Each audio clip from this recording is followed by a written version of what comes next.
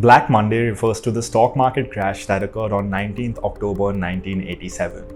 Today is Black Monday, the day the Dow dropped more than 500 points, the day the Dow dropped more than 22%. But this crash of 1987 is not just an American experience. Around the world, stock markets fell faster than a skydiver without a parachute. Panic, everyone's everybody's trying to find a bottom. It's the psychology that's changed. Well, for 5 years, investors have looked at the economy as a glass that is half full. Now they're seeing it as half empty. The US stock market fell more than 20% in a day, the worst single-day decline in stock market history. During this bear market, the S&P fell more than 35% and is still date one of the most severe crashes that we have ever experienced. But can you spot it on an S&P 500 graph? Look a little closer. It's right here. Let's take a shorter term look. Over the short term, this crash looks like a complete economic disaster that could lead to extended economic instability.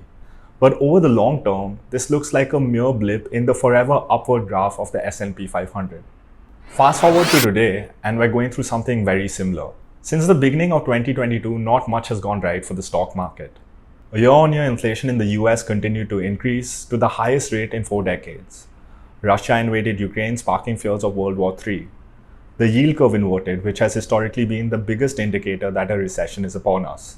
And the Federal Reserve raised rates by 0.5 percentage point, the biggest hike in 2 decades. All of this has caused the S&P 500 to fall nearly 20% and the Nasdaq to fall nearly 30%.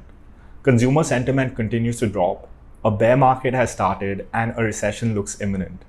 So in today's video, let's go through what a recession is, how it's different to a bear market, and 5 things that we can do to our portfolio to withstand the volatility that comes along with a bear market or a recession and benefit from the market recovery.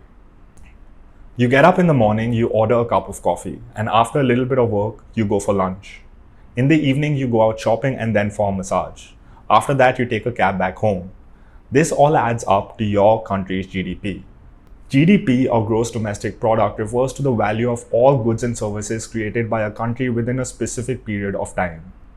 When a country is growing, the GDP keeps expanding every year. But when there's a market downturn, GDP falls. A recession is when a country experiences 2 or more consecutive quarters of negative GDP growth. A recession is a normal part of a country's economic cycle. It's preceded by a peak in the market and then followed by a recovery and expansion. A recession is sometimes confused with a bear market, but these are different.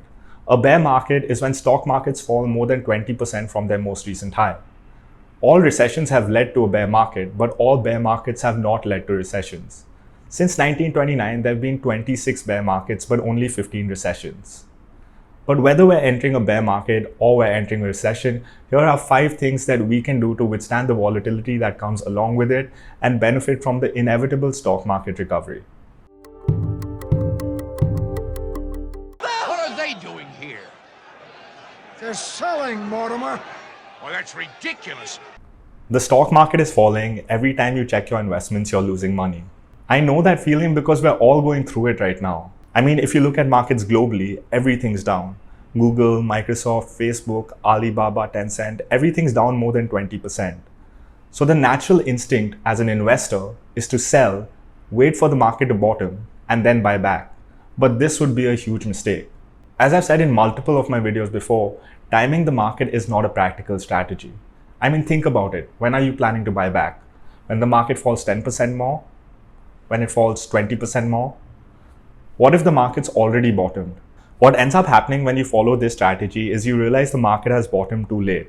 And by that time, the market has already rebounded sharply and you've missed out on a lot of upside. Some of the market's best days happen right after the market bottoms, and missing these days will have a huge impact on the long-term success of your portfolio. How big of an impact, you ask? Just look at this table right here. Since 1930, the S&P is up 17,715%. But if you miss the 10 best days every decade, the S&P returned just 28%. The average decline of a bear market is 41%, but the average gain of a bull market is 480%. The biggest risk for you as an investor is not the 41% decline during a bear market, but is selling your investments and missing out on the next 480% gain. So as of now, instead of selling, focus on two things: building a well-diversified portfolio and focusing on prudent cash management so you don't need the money you've invested in the short or medium term.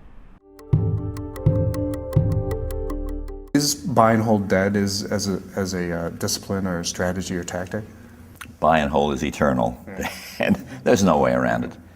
To quote the king of investing, be fearful when others are greedy and greedy when others are fearful. The most important thing to keep in mind during an economic slowdown is it's normal for the market to have negative years. It's part of the economic cycle that we spoke about earlier. As long-term investors, we can take advantage of the low price when the market is down and buy fixed amounts at regular intervals. Over the long run, dollar cost averaging will allow you to average down your entry price for all your investments, and this will mean greater gains over the long term. Buying at fixed regular intervals will also allow you to remove the emotional bias you have when you're investing, which is especially important during an economic downturn. But again, don't go overboard. Don't invest the money you need in the short or medium term. Only invest the money that you're saving for the long term. We all know the metaphor of finding a needle in a haystack. It means forget it, it's not worth trying. And I would argue the same thing here. Own the haystack means own the entire US stock market or the entire world stock market. Investing in individual stocks during a recession can be tricky even for the most experienced investor. High growth companies tend to fall more during this period because of high interest rates and the low cash flows that they have, while large mature companies with strong cash flows may fall less during the downturn but tend to underperform when the market recovers. Additionally, though it's inevitable that the stock market will recover after any downturn, the same thing can't be said about individual companies. Bankruptcies peak during recessions and bear markets, so the risk of owning individual companies definitely increases. So to avoid the chances of investing in the wrong company, a prudent approach would be to invest in diversified ETFs or index funds. By doing this, you're diversifying your exposure across multiple companies and you'll avoid the chance of having any concentration risk. If you're looking for some investment ideas, you can check out my video on the top 5 ETFs to buy in 2022, which will be coming out soon.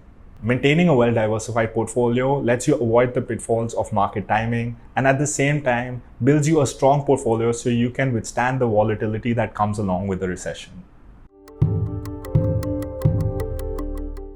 During a market downturn, riskier assets such as equities or cryptocurrencies that you own will fall more than the safer investments you hold, such as fixed income or money market funds. What this will lead to is that your allocation in these riskier assets will decrease and your allocation in your safer assets will increase.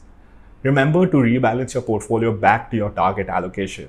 It's important for us to make sure that our portfolio accurately reflects the level of risk that we want to take, so that when the market does bottom, we're well positioned to benefit from the market recovery. Having the same level of risk before the recession and after the market bottoms makes sure that our portfolio will go up as fast as it went down. I never know what markets are going to do. There's never been a time in my life when I know what markets are going to do over a long period of time. They're going to go up. But in terms of what's going to happen in a day or a week or a month or a year. Yes, recessions are painful. Watching your portfolio fall every day is the worst feeling in the world.